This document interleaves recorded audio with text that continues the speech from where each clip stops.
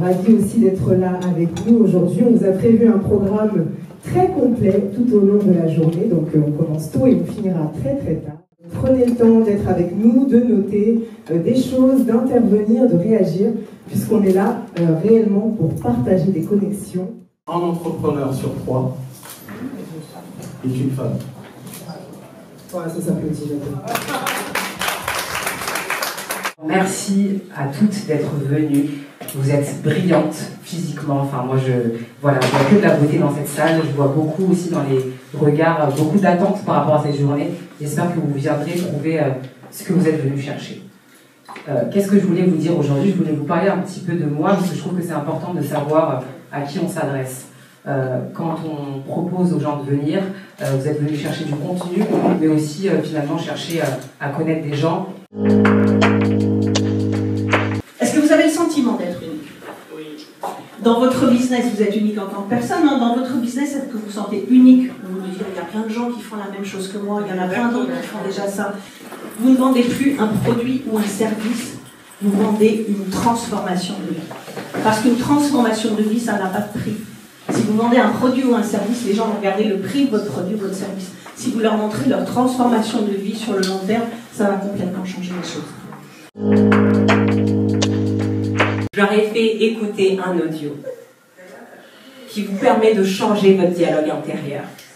Donc si vous en avez marre de laisser de l'argent derrière vous, quand vous allez signer des contrats, si vous en avez marre de ne pas obtenir ce que vous voulez, tout ce que vous avez à faire, je serai là toute la journée, venez me voir et je vous ferai écouter cet audio. Qui suis-je? À mon sens, c'est la question la plus importante de toute une existence. Au-delà d'une question, au-delà de se présenter, c'est à ces femmes que je m'adresse.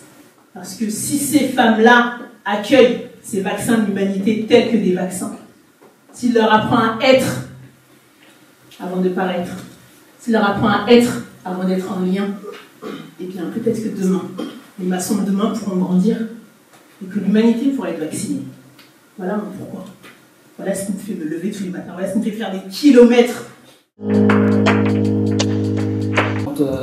J'ai dans la journée des rendez-vous. Entre deux, voilà, je vais faire du shopping pour moi.